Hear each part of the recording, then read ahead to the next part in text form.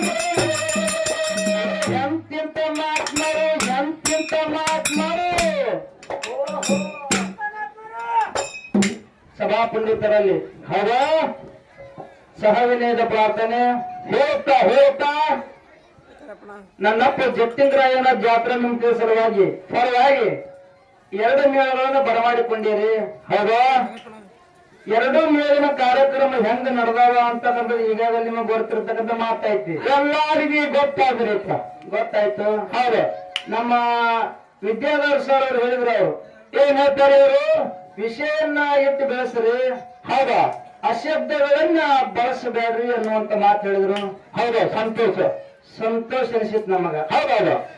ನಾನು ಹೋದ ಸಂದಿನೊಳಗ ಏನಂದಿದ್ದೇವೆ, ಒಂದು ಹುಡುಗಿ ಮೇಳ ಒಂದು ಹುಡುಗನ ಮೇಳ. ಹೌದು. ಅಂದುಕೊಂಡೆ ಕೂಡ್ಸ್ಯಾರ. ಅಂದುಕೊಂಡೇನೆ ಏನಂತಾರೆ ಅವರು, ನಮ್ಮ ಉಭಯ ತಂಡದವರು ಬಹಳ ಮಾರ್ಮಿಕವಾಗಿ ಮಾತಾಡಿದ್ರು. ನೀವು ಎಲ್ಲರಿಗೂ ಗೊತ್ತಿರ್ತಕ್ಕಂಥ ಮಾತೈತಿ. ಹೌದಾ ನೋಡ್ರಿ, ಹುಡುಗಿ ಎಲ್ಲಾರ್ದೆ ಮತ್ತೇನ್ ಅನ್ಬೇಕು ನಾನು, ಹುಡುಗ ಅನ್ಬೇಕಾ? ಹೆಂಗ್ರಿ ಏನ್ ಅನ್ಬೇಕು ನಾನು? ನಮ್ಮ ತಲೆ ಹೇಳಿದ್ ಬಿಟ್ಟಾರಪ್ಪ, ಏನ್ ಮಾಡ್ಬೇಕು ಏನ್ ಬಿಡ್ಬೇಕು ಗೊತ್ತೇ ಆಗಬೇಕು.